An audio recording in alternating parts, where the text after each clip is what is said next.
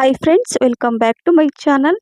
ಮನೆಯಲ್ಲೇ ತುಂಬ ಸುಲಭವಾಗಿ ಹಲ್ದಿರಾಮ್ ಸ್ಟೈಲ್ ಈ ಆಲೂ ಭುಜಿಯಾ ನೋಡಿ ಎಷ್ಟು ಕ್ರಿಸ್ಪಿಯಾಗಿರುತ್ತೆ ಅಲ್ವಾ.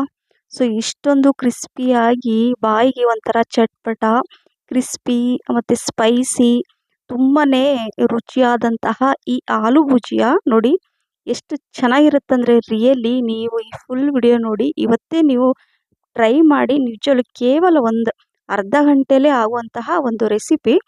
ಬನ್ನಿ ಯಾವ ರೀತಿ ಮಾಡೋದು ಅಂತ ನೋಡೋಣ. ಆಲೂ ಭುಜಿಯಾ ಅಂದರೆ ಆಲೂಗಡ್ಡೆ ಇರಲೇಬೇಕು, ಮೇನ್ ಅಂದರೆ ಆಲೂಗಡ್ಡೆ. ಸೊ ಹಾಗಾಗಿ 2 ಆಲೂಗಡ್ಡೆ ನಾನು ಬೇಯಿಸ್ಬಿಟ್ಟು ಸಿಪ್ಪೆ ತೆಗೆದುಬಿಟ್ಟು ಈ ಥರ ತುರಿತಾ ಇದ್ದೀನಿ ನೋಡಿ. ಈ ಥರ ತುರ್ಕೊಳ್ಳೋದ್ರಿಂದ ಅಥವಾ ಮ್ಯಾಶರಿಂದ ಕೂಡ ನೀವು ಅದನ್ನ ಮ್ಯಾಶ್ ಮಾಡ್ಕೋಬೋದು. ಎಲ್ಲೂ ಸ್ವಲ್ಪ ಕೂಡ ಗಂಟು ಇರಬಾರ್ದು ಆಲೂಗಡ್ಡೆದು. ಸೊ ಹಾಗಾಗಿ ಫೈನಾಗಿ ತುರಿದ್ಬಿಟ್ರೆ ನೋಡಿ ಈ ರೀತಿಯಾಗಿ ಬರುತ್ತೆ. ಈಗ 1/4 ಟೀ ಸ್ಪೂನಷ್ಟು ಅರಿಶಿಣ, 1.5 ಟೀ ಸ್ಪೂನಷ್ಟು ಅಚ್ಚ ಖಾರದ ಪುಡಿ, ಅರ್ಧ ಟೀ ಸ್ಪೂನಷ್ಟು ಜೀರಿಗೆ ಪುಡಿ, ಹಾಗೆ 1 ಟೀ ಸ್ಪೂನಷ್ಟು ಧನಿಯಾ ಪುಡಿ. ನಂತರ ಇಲ್ಲಿ ಅರ್ಧ ಟೀ ಸ್ಪೂನಷ್ಟು ಕಾಳು ಮೆಣಸಿನ ಪುಡಿ ಹಾಕೊಳ್ತಾ ಇದ್ದೀನಿ. ಹಾಗೆ ಅರ್ಧ ಟೀ ಸ್ಪೂನಷ್ಟು ಗರಂ ಮಸಾಲ. ನಂತರ ಅರ್ಧ ಟೀ ಸ್ಪೂನಷ್ಟು ಚಾಟ್ ಮಸಾಲನ ಹಾಕ್ಕೊಳ್ಳಿ. ಹಾಗೆ ಅರ್ಧ ಟೀ ಸ್ಪೂನಷ್ಟು ಆಮ್ಚೂರ್ ಪೌಡರ್, ರುಚಿಗೆ ತಕ್ಕಷ್ಟು ಉಪ್ಪು. ನಂತರ ಇಲ್ಲಿ 125 ಗ್ರಾಮಷ್ಟು ಅಕ್ಕಿ ಹಿಟ್ಟು ತೊಗೊಂಡಿದ್ದೀನಿ. 250 ಗ್ರಾಮಷ್ಟು ಈ ಕಡಲೆ ಹಿಟ್ಟು, ಸೊ ವಡೆ ಎಲ್ಲ ಮಾಡ್ತಿರಲ್ವಾ, ಸೊ ಅದೇ ಹಿಟ್ಟು. ಸೊ ಅದನ್ನು ತಗೊಂಡು ಮೊದಲು ಸ್ವಲ್ಪ ಸ್ವಲ್ಪನೇ ಹಾಕ್ಕೊಳ್ಳಿ. ಯಾಕಂದರೆ ಇದರಲ್ಲಿ ಸ್ವಲ್ಪ ಕೂಡ ನೀರು ಹಾಕ್ಕೋಬಾರ್ದು. ಹಾಗಾಗಿ ಇದನ್ನು ನೋಡಿಕೊಂಡು ಏನಾದರೂ ಹಿಟ್ಟು ಕಡಿಮೆ ಅನಿಸಿದ್ರೆ ಮಾತ್ರ ಸ್ವಲ್ಪ ಸ್ವಲ್ಪನೇ ಈ ರೀತಿ ನಾನು ತೋರಿಸ್ತಾ ಇದ್ದೀನಲ್ವ ಅದೇ ರೀತಿಯಾಗಿ ಹಿಟ್ಟನ್ನು ಕಲಿಸ್ಕೋಬೇಕು. ಹೇಳಿದೆ ನಾನು 1 ಡ್ರಾಪ್ ಕೂಡ ನೀರು ನಾನು ಇಲ್ಲಿ ಹಾಕಿಲ್ಲ. ಸೊ ವಿತೌಟ್ ವಾಟರ್ ಈ ಹಿಟ್ಟನ್ನು ಕಲಿಸ್ಕೋಬೇಕು.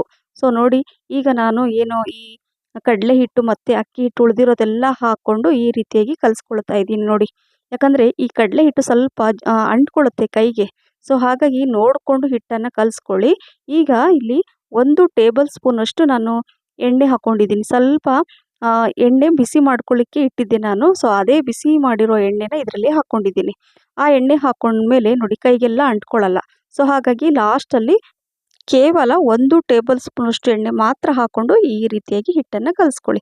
ಸೊ ನೋಡಿ ಈ ರೀತಿಯಾಗಿ ಹಿಟ್ಟು ರೆಡಿಯಾಗಬೇಕು. ಪರ್ಫೆಕ್ಟಾಗಿ ಇದೆ, ತುಂಬ ಗಟ್ಟಿನೂ ಇರಬಾರ್ದು, ತುಂಬ ಅಳುಕು ಇರಬಾರ್ದು. ನೋಡಿ ತೋರಿಸ್ತಾ ಇದ್ದೀನಿ ನಾನು, ಇದೇ ರೀತಿಯಾಗಿ ಇರಬೇಕು.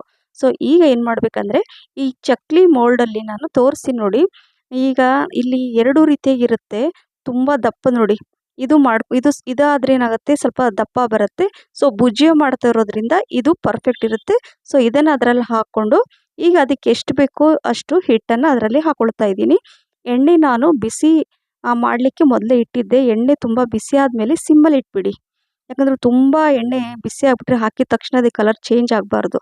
ಸೊ ಹಾಗಾಗಿ ಈಗ ಸಿಮ್ಮಲ್ಲೇ ಇಟ್ಕೊಂಡ್ಬಿಟ್ಟು ಈ ರೀತಿಯಾಗಿ ನಾನು ಅದು ಎಣ್ಣೆ ಅಂದರೆ ಕಡಾಯಿ ಸ್ವಲ್ಪ ಅಗಲವಾದ ಒಂದು ಪಾತ್ರೆ ಇಟ್ಕೊಂಡ್ಬಿಟ್ರೆ ನೀವು ನೋಡಿ ಈ ರೀತಿ ನಾನು ಯಾವ ರೀತಿ ತೋರಿಸ್ತಾ ಇದ್ದೀನಿ ನೋಡಿ, ಈ ರೀತಿ ಒಂದೇ ಸಲ ಈ ಥರ ದೊಡ್ಡದಾಗಿ ಹಾಕ್ಕೋಬೋದು, ಬೇಗ ಬೇಗ ಆಗುತ್ತೆ ಅಂತ. ಸೊ ನೋಡಿದ್ರಲ್ಲ ಇದೇ ರೀತಿಯಾಗಿ ನಾನೆಲ್ಲ ನೋಡಿ ಅದರಲ್ಲಿ ಎಷ್ಟು ಹಿಟ್ಟು ಹಾಕಿದ್ನಲ್ಲ ಎಲ್ಲ ಒಂದೇ ಸಲ ಹಾಕಿದ್ದೀನಿ. ಈಗ ಸಿಮ್ಮಲ್ಲಿ ಇಟ್ಕೊಂಡು ಜಸ್ಟ್ 1 ನಿಮಿಷ ಅದರಲ್ಲಿ ಹಾಗೆ ಇರಲಿ. ತಕ್ಷಣ ಸ್ಪೂನ್ ಹಾಕಕ್ಕೆ ಹೋಗಬೇಡಿ, ಅಂದರೆ ಅದನ್ನು ಫ್ರೈ ಮಾಡುವಾಗ ಅದನ್ನು ಟಚ್ ಮಾಡೋಕ್ಕೆ ಹೋಗಬೇಡಿ. ಸೊ ಈಗ ಅದು 1 ನಿಮಿಷ ಬಿಟ್ಟು ಇಲ್ಲಿ ನಾನು ನೋಡಿ ಅದೇ ಇದು ಮೋಲ್ಡಲ್ಲಿ ಮತ್ತೆ ಅದಕ್ಕೆ ಎಷ್ಟು ಬೇಕೋ ಅಷ್ಟು ಹಿಟ್ಟನ್ನು ಅದರಲ್ಲಿ ಹಾಕ್ಕೊಂಡು ಸೈಡಲ್ಲಿ ಅದು ರೆಡಿ ಮಾಡಿ ಇಟ್ಟಿರ್ತೀನಿ. ಈಗ ಇಲ್ಲಿ ನೋಡಿ ತೋರಿಸ್ತೀನಿ, ಈ ರೀತಿಯಾಗಿ ಬರಬೇಕು. ಟಚ್ ಆದಾಗ ಅಂದರೆ ಅದನ್ನ ಮುಟ್ಟಿದಾಗ ಸ್ಪೂನಿಗೆ ಟಚ್ ಆಗಬಾರ್ದು. ಈಗ 2 ಕಡೆ ಈ ಥರ ಬೇಯಿಸ್ಕೋಬೇಕು, ಫ್ರೈ ಮಾಡ್ಕೋಬೇಕು. ಸೊ ಫ್ರೈ ಮಾಡಿಕೊಂಡ್ರೆ ನೋಡಿ ಈ ರೀತಿಯಾಗಿ ಕಲರು ಎಷ್ಟು ಚೆನ್ನಾಗಿ ಬಂದಿದೆ ಅಲ್ವಾ. ಯಾಕಂದರೆ ನಾವು ಎಲ್ಲ ಮಸಾಲೆ ಐಟಮ್ ಹಾಕಿದ್ದೀವಲ್ವ ಅದರದೇ ಕಲರ್ ಇತ್ತು. ಸೊ ನೋಡಿ ಈ ರೀತಿಯಾಗಿ ಕಲರ್ ಬರಬೇಕು. ಹಾಗಾಗಿ ನಾನು ನಿಮ್ಗೆ ಹೇಳಿದೆ ಹೈ ಫ್ಲೇಮಲ್ಲೇ ಇಟ್ಕೊಂಡು ಎಣ್ಣೆನ ಕಾಯಿಸ್ಕೊಳ್ಳಿ. ಆಮೇಲೆ ಸಿಮ್ಮಲ್ಲಿ ಇಟ್ಕೊಂಡ್ಬಿಟ್ಟು ನಾನು ಯಾವ ರೀತಿ ತೋರಿಸ್ತಾ ಇದ್ದೀನಲ್ಲ ಅದೇ ರೀತಿಯಾಗಿ ಮಾಡ್ಕೊಳ್ಳಿ. ಸೊ ನೋಡಿದ್ರಲ್ಲ ಫ್ರೆಂಡ್ಸ್ ಎಷ್ಟು ಚೆನ್ನಾಗಿ ಬಂದಿದೆ. ಎಲ್ಲೂ ಅದು ಉದುರಾಗಿ ಅಂದರೆ ಓಪನ್ ಆಗಿಲ್ಲ. ನಾವು ಎಷ್ಟು ಯಾವ ರೀತಿ ಹಾಕಿದ್ದೀವಿ ಅಷ್ಟೇ ರೀತಿಯಾಗಿ ಕರೆಕ್ಟಾಗಿ ಶೇಪಲ್ಲಿ ಬಂದಿದೆ. ಸೊ ನೋಡಿ ಈಗ ಅದನ್ನು ಹಾಕ್ಬಿಟ್ಟು 1 ನಿಮಿಷದ ನಂತರ ನಾನು ಈ ರೀತಿಯಾಗಿ ಅದನ್ನು 2 ಕಡೆ ಫ್ರೈ ಮಾಡ್ಕೊಳ್ತಾ ಇದ್ದೀನಿ. ಸೊ ಬೇಗ ಬೇಗ ಆಗುತ್ತೆ. ಏನೋ ನಾನು ವಿಡಿಯೋ ಮಾಡ್ತಿರ್ತೀನಿ ಅಂತ ಅಷ್ಟೇ ಸ್ವಲ್ಪ ಲೇಟ್ ಅನಿಸುತ್ತೆ ಟೈಮು. ವಿಡಿಯೋ ಮಾಡಲ್ಲ ನಾವು ಮಾಡದೇ ಇದ್ದಾಗಂತೂ ಬೇಗ ಫಟಾಫಟ್ ಎಷ್ಟು ಬೇಗ ಆಗುತ್ತೆ ಅಂತಲೇ ಗೊತ್ತಾಗಲ್ಲ. ಸೊ ಹಾಗಾಗಿ ಅಡುಗೆ ಮಾಡೋದು ಸುಲಭ, ಬಟ್ ಅಡುಗೆ ಮಾಡ್ತಾ ಮಾಡ್ತಾ ವಿಡಿಯೋ ಮಾಡ್ತೀವಲ್ವ ಅದು ತುಂಬ ಕಷ್ಟ. ಅದು ಮಾಡಿದವ್ರಿಗೆ ಗೊತ್ತಿರುತ್ತೆ.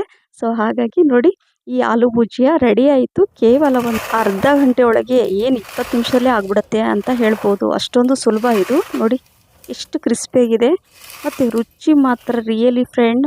ನೀವು ಹಲ್ದಿರಾಮ್ ಸ್ಟೈಲಲ್ಲಿ ಆಲೂ ಭುಜಿಯಾ ಅಂತ ಹೇಳಿ ನಾನು ಮಾಡಿದ್ದೀನಿ, ಬಟ್ ಅದಕ್ಕಿಂತನೂ ಚೆನ್ನಾಗಿತ್ತು. ಮಕ್ಕಳು, ನನ್ನ ಹಸ್ಬೆಂಡ್ ಅಂತೂ ರಿಯಲಿ ಎಲ್ಲೂ ಸಿಗಲ್ಲ ನೀನು ಮಾಡಿದ ರೀತಿಯಲ್ಲಿ ಈ ರೀತಿಯ ಆಲೂ ಭುಜಿಯಾ ಅಂತ ಹೇಳಿದರು. ನನಗಂತೂ ತುಂಬಾ ಖುಷಿ ಆಯಿತು ರಿಯಲಿ. ನಾವು ಮಾಡಿದ ರೆಸಿಪಿ ಇಷ್ಟಪಟ್ಟು ತಿಂತಾರಂದರೆ ಅದರ ಖುಷಿನೇ ಬೇರೆ ಅಲ್ವಾ. ಸೊ ಇವತ್ತಿನ ಈ ರೆಸಿಪಿ ನಿಮಗೆ ಇಷ್ಟ ಆಗಿದೆ ಅಂತ ಅಂದ್ಕೊಂಡಿದ್ದೀನಿ ಫ್ರೆಂಡ್ಸ್. ನೋಡಿ, ಈ ಹಲ್ದಿರಾಮ್ ಸ್ಟೈಲ್ ಆಲೂ ಭುಜಿಯಾ ರೆಡಿ ಆಯಿತು. ಸ್ವಲ್ಪ ತಣ್ಣಗಾದ್ಮೇಲೆ ಈ ಥರ ನಾನು ಒಂದು ಗಾಜಿನ ಬಾಕ್ಸಲ್ಲಿ ಹಾಕಿಟ್ಬಿಡ್ತೀನಿ. ಎಷ್ಟೇ ದಿನ ಇಟ್ಟರೂ ಕೂಡ ಹಾಳಾಗಲ್ಲ. ಸೊ ತುಂಬ ರುಚಿಯಾಗಿರುತ್ತೆ. ಟೀ ಟೈಮ್ ಸ್ನ್ಯಾಕ್ಸ್ ಅಂತ ಹೇಳ್ಬೋದು. ಮಕ್ಕಳು ಚಾಕ್ಲೇಟು, ಚಿಪ್ಸ್ ಏನಾದರೂ ಕೇಳಿದರೆ ಚಿಪ್ಸ್ ತಂದು ಕೊಡಬೇಡಿ. ಈ ರೀತಿ ಆಲೂ ಭುಜಿಯಾ ಮನೇಲಿ ಮಾಡಿಕೊಡಿ. ಅವ್ರಿಗೂ ಖುಷಿ ಆಗುತ್ತೆ, ನಮಗೂ ಕೂಡ ಇಷ್ಟ ಆಗುತ್ತೆ ಅವ್ರು ತಿನ್ನೋದ್ರಿಂದ. ಸೊ ಹಾಗಾಗಿ ಈ ರೆಸಿಪಿ ನಿಮಗೆ ಇಷ್ಟ ಆಗಿದ್ದರೆ ಲೈಕ್, ಶೇರ್, ಕಮೆಂಟ್ಸ್ ಮತ್ತು ಸಬ್ಸ್ಕ್ರೈಬ್ ಮಾಡಿ. ನಿಮ್ಮ ಫ್ರೆಂಡ್ಸ್ ಮತ್ತು ಫ್ಯಾಮಿಲಿ ಕೂಡ ಶೇರ್ ಮಾಡಿ. ಮತ್ತೇನೊಂದು ಹೊಸ ರೆಸಿಪಿ ಜೊತೆ ಸಿಗ್ತೀನಿ. ಅಲ್ಲಿವರೆಗೂ thank you for watching. Bye.